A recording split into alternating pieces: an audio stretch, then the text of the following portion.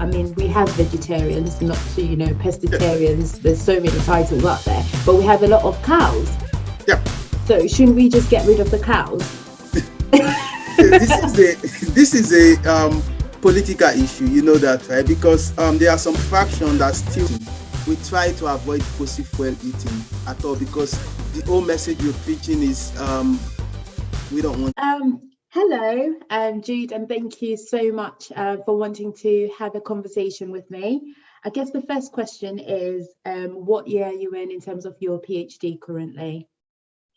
I finished my PhD a few months ago, so I'm just working as a postdoc now. I could say I'm in my first year of postdoctoral fellow.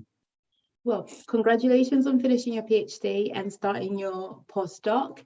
So in regards to your choice, where you are at the moment, was that your first choice of university? Where are you, by the way? I'm at the University of Saskatchewan. It's in Saskatoon in Canada. And it was my first choice because when I was looking for PhD opportunities, I wasn't looking for a particular university. I was looking for a researcher whose research interests align with mine.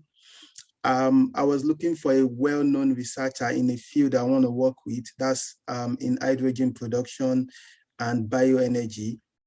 Okay. And I had a couple of short lists, but my current PI now is kind of the top of my list, and I was just lucky that he accepted me.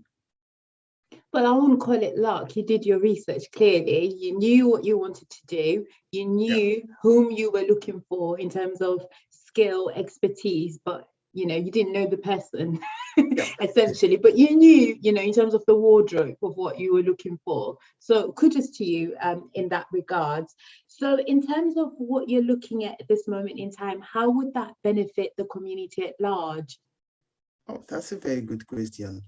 So, of course, as you know, everyone is talking about global warming, climate change. Mm-hmm. Everyone is talking about overpopulation, environmental pollution, lot of wastewater being disposed in the atmosphere, plastic waste, and so many like that.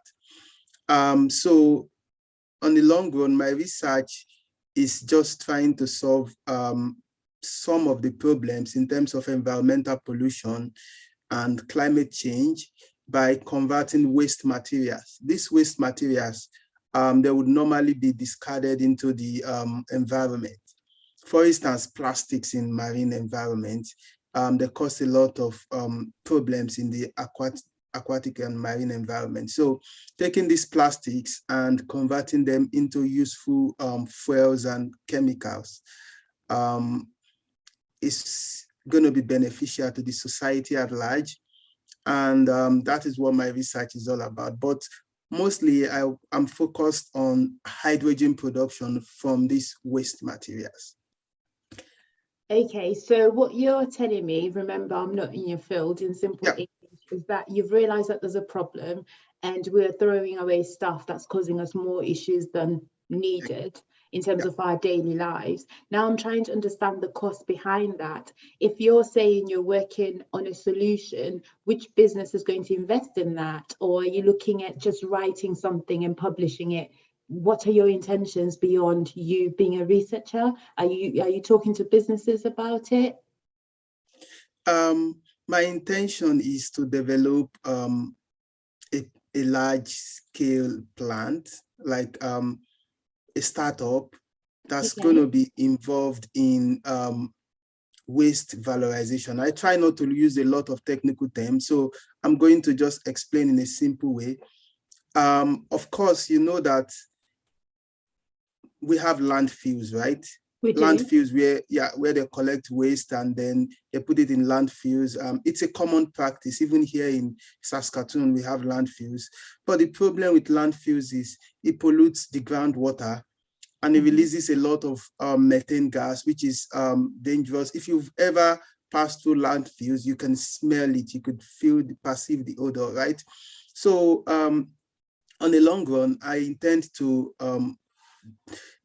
create a startup where instead of just taking all those waste and dumping it in landfill, you take it to a processing facilities that will be converted into green chemicals. Okay, let me just interject. So I know in Japan, they're doing something similar. Yeah. They don't like waste, and Singapore, they're very, very clean, and they think about the current environment now, future, and the solutions in regards to that. And if anything they've implemented has symptoms that can cause negative effects, they think about that and the cost behind it. So have you actually sat down and evaluated where you're going to have all of this? Is it, in the same continent that you're in, or you're moving it to a different continent? What are your plans exactly? So right now, the plan is to set up in the same location, in a rural location in Saskatchewan right now. Okay. But in the future, we are also looking at developing a mobile system that could be moved. Like, I'll give you an example. There is a process known as pyrolysis. In pyrolysis, you just put the waste in the absence of air and you heat it up, and then you get like biochar, for instance. Biochar has so many industrial uses, right? So we're looking at a mobile pyrolyzer whereby you could move it to, let's say, it's easy to transport. So it's not just going to be in one location, it's easy to transport, so that others could also benefit from it. But right now, the plan is to set up something in Saskatchewan, a rural community in Saskatchewan. But in the future, we'd also be looking at developing a mobile system that could be easily moved from one place to the other. Now, back to a question which I knew you would probably ask me is why Saskatchewan, right? Yeah. So I was, I knew you were going to ask me that question, but the reason is because, have you ever been to Saskatchewan before, or do you know anything about Saskatchewan? So it's they produce a lot of agricultural crops. Okay. Think of canola, right? So the problem with these agricultural crops is when you grow them and harvest them, there comes with a lot of residues. Residues are like straws in the field, right? And these straws, sometimes the farmers just feed them to cattle. That is if they have cattle. Yeah. Sometimes they just use them as. Can I just explain to the audience? Cattle, that's cows. Yeah, for us who don't know, cows, moo. Okay. Thank you for that. Back to you. Yeah, that's very good. Yeah, sometimes they use them as they just lay them on the floor and let the cows, let me use cows, sleep on them. But in some underdeveloped country, it might interest you to know that they actually burn them because they want to get rid of them, right? They burn them. And when they burn them, there is a lot of environmental pollution, a lot of CO2 being released to the atmosphere, right? So that's another pollution. But in summary, it's a problem. Disposal is a problem, right? And we're producing a lot of them in Saskatchewan. So instead of that, that's why in my PhD, I looked at converting these agricultural residues like straw. We could have soybean straw, flax straw, into the green fuels like hydrogen I talked about, right? So the reason why the initial plan was to locate the plant in Saskatchewan is because of the significant amount of farming activities going on there and the huge amount of agricultural residues that are being produced. Okay, so that I understand. You're saying the problem is methane, which is a gas. But my understanding, going back to my GCSEs, is that cows are the biggest producers of methane when they do fart. So if we still have a lot of agriculture going on and we've got a lot of cows, essentially, how does your research help us when globally we all eat? I mean, we have vegetarians, not to, pescatarians. There's so many titles out there, but we have a lot of cows. Yeah. So shouldn't we just get rid of the cows? This is a political issue, you know that, right? Because there are some fraction that still thinks that we can't do without meat, right? But I think this is a personal issue because if I've seen a movie about, is it Cowspiracy, where they talked about the global impact of cow, in fact, global impact of animal farming on methane production. It's significant, right? So that is why you've seen some researchers come up with the idea that instead of rearing cow, they are producing plant-based meat that has the same composition and the same taste as cow meat, right? But on the long run, my research is mostly focused on energy, right? So the political aspect, when you talk about cow, greenhouse gas, and methane, I understand that because you're right. You're completely right because animal farming produces a lot of methane, cow specifically, right? But my research is focused on the environmental and energy part. There are other researchers that are trying to look for ways to minimize how people consume animals like cows by just developing plant-based meat. And you've seen tofu, right? Tofu is very good also. I mean, I've tasted tofu. Yeah. Now I returned tofu. That's not my kind of food. To me, it doesn't have taste, but you know, I respect anybody who eats tofu. It is lovely. Don't get me wrong.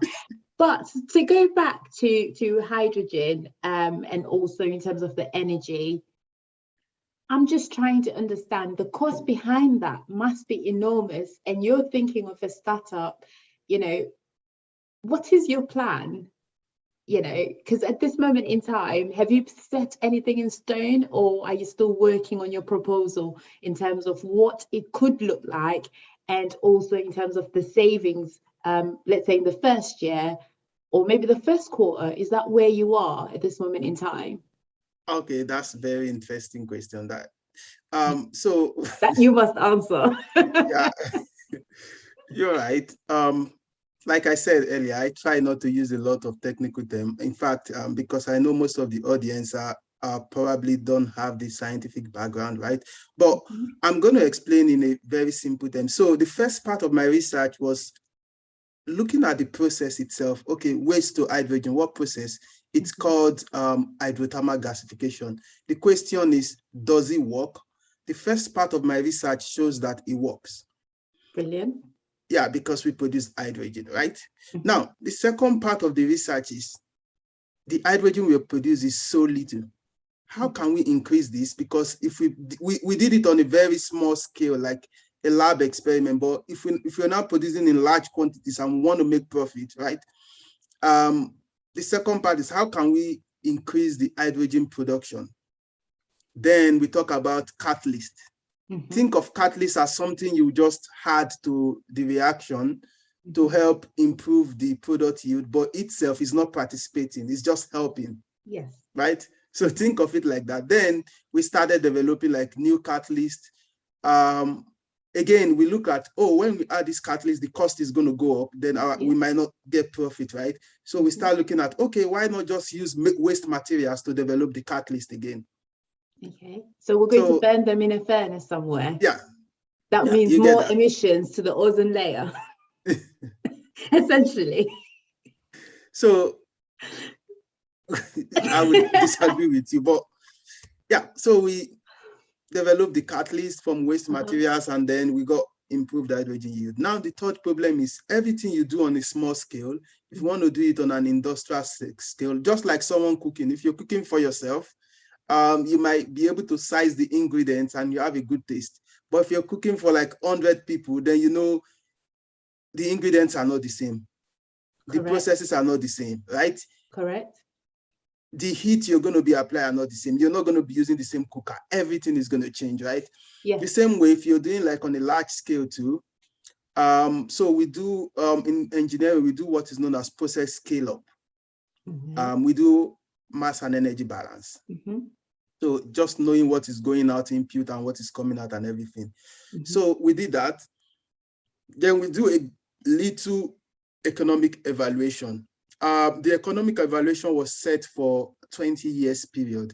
So this is just like, we call it simulation, where you simulate like an entire plant. you consider the cost of land, cost of building, and cost of everything. We said like a 20-year period. And in this 20-year period, we see how long it's going to take you to recover, let's say, the amount you put in the investment. You see what profit you're going to be getting. You see what challenges you're going to be facing. So that was done. The project was profitable, though there are some challenges. Okay, and so let me ask, going back to the profit. So what is the estimated profit and what is the period? Is it 20 years, 10 years for you to get your money back? That term is called the payback period. Yeah. So the payback period from the analysis we did, if I can remember, was 11 years. So 11 years. So the plant was set for 20 years. After 20 years, we also consider the cost of decommissioning, right? Okay. But so from after 11 years, the 9 years left gave a positive return. Brilliant. So now let me ask, in terms of the heat, where will the heat come from? Are we using fossil fuels? That is a very good question. So which you must answer. Yeah, definitely. I'm going to answer it. Yeah. So the process is self-sustaining. There are two designs. The first one is self-sustaining in the sense that at first we started with solar heating. We try to avoid fossil fuel heating at all because the whole message we're preaching is we don't want greenhouse gas emission, right? So the whole message is we don't want it. So we designed a solar system. That's the first one. Yes. But solar is very expensive. It is. So what we plan to do in the design is start with the solar. Solar heats up. Then if you get your first gas, the gas you produce after you separate hydrogen, because you produce some other gases also, like alkanes, right? So those gases are burned in the combustion chamber to produce heat that will be used to continue the process. So that's called a self-sustaining process. The process produces its own gas, and the gas is going to recycle to heat up the process again. Okay, it's a complex design. No, I understand that it is complex. So in terms of my simple self here, I'm trying to understand. So all of that is happening. Whatever's left behind, what do we do with it? Because something must be left behind. Scientifically, my brain is telling me something is being left behind. Are we getting rid of it? And where are we getting rid of it? You're right. It can't be used again. You're right. Yeah. So I'm going to tell you what is left behind. There are two things that is left behind. And I'm going to tell you that it could be used for something else. Like one is hydrochar. Okay. So remember I told you the first step was to know if the process really works, right? The process works. And one of the things we produce beside hydrogen is hydrochars. And hydrochars are just like, think of it like charcoal. Yes. Think of it like a carbon that is produced from wood. Just think of it like that, hydrochars. And we did some analysis on the hydrochars that we did, like we took some SEM image to look at the structures and the pores, if there's any O's there. Then we did some TGA analysis. TGA is just a way of knowing if it decomposes with temperature. Let's say if we heat it up to 500, 600 and what happens. We did the heating content of the hydrochar. We did so many analyses. The reason why we did that is we want to know if this is going to be useful or this is going to be another problem to the environment. But surprisingly, we found those properties that these hydrochars, they are actually very useful. In what way? Okay, so you could use them in biocomposites. Biocomposites, you could use them there. And also, people have said that, do you know anaerobic digestion? Anaerobic digestion is just a biological process where you use to produce biomethane also. It's a green process, right? Yeah, so this hydrochar has also proven that when you add it to an anaerobic digester, it could help improve the biomethane yield. Then the other studies is that we tried these hydrochars, though we did some surface modification, but we tried this as a supporting material for catalyst. Remember, I told you that we use a catalyst, right? Mm-hmm. So we tried this as a supporting material for the catalyst, and it worked very well. So there are so many uses, and we are still studying several things we could do with the hydrogen, because in the end, we want to have a process that is circular in nature, where there is no waste. What people called waste from one process can be useful for other processes, right? So the other thing we also produce is aqueous liquid. Okay. From the name aqueous liquid, it means it's a liquid that contains a lot of water, organic substance, heavy metal ions. Definitely, if we are producing this on a large scale, we can never discharge this into the atmosphere or into the wastewater. It's toxic, right? But we tried recently, what we're doing is we are trying this aqueous liquid, if we could even use it to produce hydrogen itself.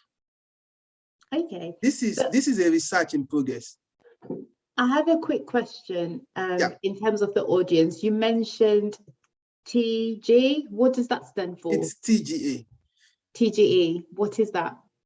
It's thermogravimetric analysis. Okay, thank you. Yeah. So my understanding, just to round off, as we will be coming to a close soon, is basically what you're saying is your project is like the circle of life in Lion King. Essentially, is what you're saying, or did I misunderstand? No, my project is an integrated process where you try to combine one or two processing units together, such that you don't have any waste. Any waste you're producing, you're still using it for something else. Okay. So it's not like a linear. We're looking at a circular. You get that now? Yeah, the circle of life. Lion King. Yeah, if you say that, you can say that. Yeah, it's less scientific, but it is the circle of life. We eat the zebra. You know, it's the circle of life. But in terms of any advice that you would give to a young scientist out there, I mean, there are a lot of people who'd like to walk in the same path as you. What advice would you give them? Okay, so the first advice I would give them is, when you're looking for a project or a researcher, look for something that would benefit the community. Nowadays, we're seeing people doing a lot of research, and you ask them a question like, what is the impact of your research in the world or even in your immediate community? So the first advice I'll give to them is, when you're choosing a topic, because that topic remains with you, look for something that's going to be beneficial to the community. And secondly, you're going to face a lot of challenges. So many things will go wrong. In fact, when doing experiment, because my work is both experimental and modeling, but when doing experiment, everything always goes wrong. Like you come today, something that's working yesterday is not working today. Like you get a result today and tomorrow you're getting another result. So there is 90% chances that everything goes wrong. So what keeps you going is you're passionate about it, you're determined, and you know that if this thing goes right, you are helping a lot of people. So determination and passion is something I would tell people to hold very well if you're to succeed as a researcher. And finally, choose your mentor wisely. So people always think that, oh, you are in a very top university doing research. Yes, if it's an undergrad degree or maybe a coursework, yes, it's good to make a top university your priority. I mean, I did my master's at Imperial College. That's a top university also. But when you're talking about research, what matters is your advisor, like the researcher, his impact, the areas he's working on. So like myself, I would focus more on choosing a world-class researchers, not just that, with a world-class facilities. I'm very lucky to be here at the University of Saskatchewan because we have almost all analytical equipment in my supervisor's lab. And outside that, we also have access to the synchrotron Canadian light source facilities. So, which is not something very common. So with that, we could do a lot of research, and we could think and brainstorm on different ideas. Like I could have an idea today in the morning and think of, oh, I'm going to work on it. Why? Because I have the equipment available, right? So those three advice, they're very important. As a young researcher, I would advise them to take those three things I said seriously. Okay, so looking back to your younger self, Yeah. when you were doing your undergraduate, did you actually know that you were going to pursue your PhD and all the way to postdoc? I don't know what your plans are. Yeah. Did you have Uh, that vision already, or was it just somebody who said, do you know what, you'd be great at doing research, so go ahead? well, for me, I knew that when I finished my undergrad, I got a job as a lecturer. Like, it's called a graduate assistant, but literally, the HOD, the head of department then, believed in me. So he gave me some classes. I was teaching heat transfer and mass transfer. It was a lot of reading, but every time I step foot inside that class and I write on the board and I teach and the student listening, there is this kind of satisfaction that, oh, I'm helping someone today. I'm making someone learn something today. At that moment, I knew that I was going to be a researcher. I knew that I was going to be a teacher and mentor student, right? So at that moment, I knew that I was going to do a master's degree. Then I started applying for master's degree. But at that moment, I was still like confused if I wanted to do if I wanted to be like a researcher in petroleum engineering or a researcher in clean energy research, or maybe a researcher in maybe artificial intelligence or machine learning. I had so many areas I could go, but I was confused. But I knew that I knew what I wanted to do, but I didn't know the kind of research or the area of research I wanted to work on.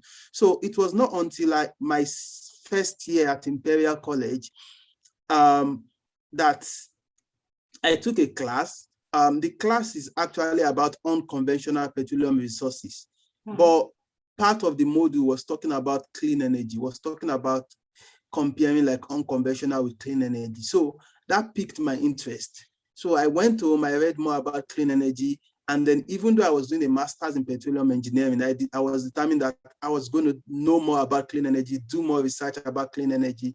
So after my master's degree at Imperial, a couple of my friends did get a job with petroleum companies. Okay. Some of my friends went to do a PhD directly in petroleum engineering, but I was determined because I had no knowledge of clean energy research. I had no idea, so I was determined. So what did I do? I started looking for another master's degree again, but this time not in petroleum engineering, but in sustainable energy, renewable and sustainable energy. I applied to University College London. I got admission, but I didn't get funding. So I was still looking for admissions in the UK where I would do another master's degree. It was very hard because I already had a master's degree, right? And some say I don't have experience in sustainable energy. So then somebody I spoke with a friend that is from Estonia. So I spoke with him and he told me, hey, my country is giving scholarship to people like you. Do you want to come to my country to do master's degree? I was like, sure. Then that was how I applied. I got full scholarship to do a master's degree in renewable and sustainable energy in Estonia. That was how I landed there. A year after the master's, then I moved to Canada for PhD. So it's a long journey. You can see that I knew what I wanted to do, but along the way, I figured out the path. The path became clear. Okay, so I've had a lot of resilience and dedication from you. I guess the question that I have is it better to look for a funded PhD or self-fund? If you're resilient like yourself and motivated and you know what you want to do, but the opportunity to get a scholarship is quite difficult, or maybe to even get the visas, as you know, it's a long-winded process sometimes. Would you rather self-fund or be funded through scholarship? What are your thoughts there? I look at people that do a self-funded PhD and I feel for them. The reason is because PhDs, I don't know about other, but my experience with PhD is significantly challenging. Right. So you can't have a part-time job or think of money when doing research. So, I like money. So yeah, as funny as it is, some people can do it. Like I was doing a lot of volunteering when doing my PhD, but when I mean finance, you can't be in financial stress and still thinking about research. The person is going to break down. It doesn't matter how tough you are. Yeah. So PhD, you're solving a problem. I would always advise people, look for funded opportunity. Never do PhD that is not funded. Right. There is always opportunities. But if you feel, some people feel, oh, I don't have good grades, no one is going to give me scholarship, I'm not competitive. What can you do? Spend a year, do research, look for people that are doing research. You could email them on LinkedIn. Hey, do you have any project I could participate in? Do you have any review paper you're writing and you need someone to read and write with I could work with, so that you put my name? Do you have any research ideas that I could work with, because I need to publish paper so that I could get PhD admissions? Recently I've had like 3 to 4 people from Nigeria message me, and they are like, I don't have good grades and I want to get scholarship and I don't have publications. Can you mentor me? So what I told them is, I myself, I just finished my PhD. I'm still a postdoc. I'm not like a professor. I'm just getting there. But what I can do for you is, if I have any side project, like maybe a review paper I'm writing, I could bring you in and then you join as a co-author. Or if I have some ideas, because in the university, I was a lecturer in Nigeria, I still lecture there. So I have like some students. So what I do is, the student doing project, I link them together just so they have that research experience. So, and it worked well, because early this year, someone I knew told me he got an admission in Korea because of the publication we co-authored together. Brilliant. So, yeah. So people are so impatient that they just they'll say, oh, we're going to struggle, we're going to do part-time job, we're going to work hard and pay tuition fee and survive. No, it doesn't work that way. Some people do that, but I know 1 or 2 friends that did that. They never enjoyed it. Their thesis was not the best. Okay. And they always have problem with their supervisor, because they would never meet up the deadlines because they're working, right? And then they also feel that they also have this feeling that I am not indebted to the supervisor because he's not paying me. I'm paying myself. So I can go to the lab anytime I want to go. I could do research anytime, right? But it shouldn't be like that. Okay. PhD should be funded. I really understand what you're saying. I guess I just, in terms of everybody out there, everybody has their own perception and they have their viewpoint. And thank you so much for sharing your viewpoint. I have to say, this is your opinion. For everybody out there, they're allowed to have their own opinion. So please don't send in nasty emails. This is his opinion based on his own journey throughout his PhD. Can I say something? Sorry. So it doesn't mean that for those people that already started PhD that is not funded. Of course, sometimes it doesn't mean it's bad. I give them credit because it's not easy, right? Not. Anyone that is doing PhD that is self-funded, I respect them. And I feel that once they are done with the program, they come out even stronger than those that are funded with scholarship, because then they knew that they have to manage their time and they still have to go through this financial rigor. So I respect them, don't get me wrong.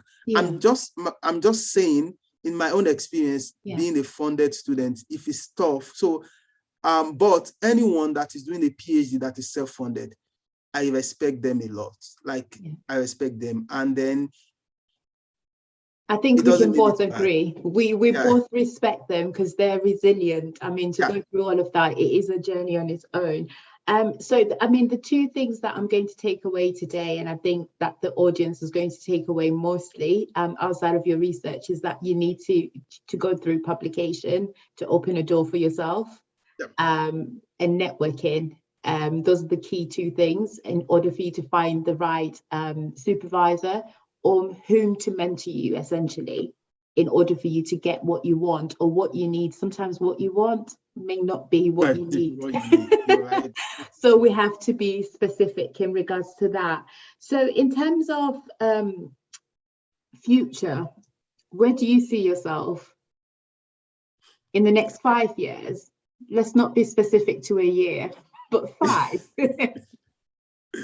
So after my PhD, I took some time to reflect on my entire journey. And I'm someone that when I compare, I don't compare myself with anybody. I compare my progress of last year with this year. So a quick reflection involves looking at what skills do I have? What skills have I acquired from the PhD program? What do I enjoy doing and where would I like to work? So a short list, my short list of where I see myself came to two. One is, like I said, working as maybe in a startup, trying to help them start up involved in renewable energy, or maybe a new company trying to help them achieve their goals of maybe producing green fuels or chemicals. The second one is working as a professor. I weighted the advantages and the disadvantages of both. Then I decided that I am more suited to being in classrooms, teaching in classrooms, doing research, mentoring students, applying for grants. And this is just everything a professor does. So I'm more suited in that field. Now that I know that, then I decided that the path for me is a postdoc, right? So I also have a plan that my postdoc should not exceed 2 years. So I need to get all the experience I need to apply for like a faculty position. So what experience do I need? Teaching experience. So I'm very lucky now that I'm taking a class. I'm actually teaching a class here, a 300 level class, which is like an experience that I know is going to help me achieve my goal. And I'm also teaching a first year class in a college. So where do I see myself in 5 years? I see myself being a professor in 5 years, working in a research facilities where I could mentor people. I could show people the way and help contribute towards solving climate change challenges in the society. And what am I doing to get there? It's exactly what I'm doing right now, doing research and teaching. And talking to me. I'm talking to you. Well, brilliant. I guess what I will say, it goes against what you think you need in life. Speaking to all angel investors out there, this sounds amazing. If you've got the money and you believe in what this young man's saying, which is Dr. Jude Okolie, please contact him and let's work on a proposal and let's make the world a better place, because I think this is amazing, even though I still think some of the byproducts may cause us issues later. But that's my opinion, and I'm not in this field. I'm just me. But thank you very much, Dr. Jude, for your time, and good luck in the next 5 years. Thank you very much. Have a good one. Thank you.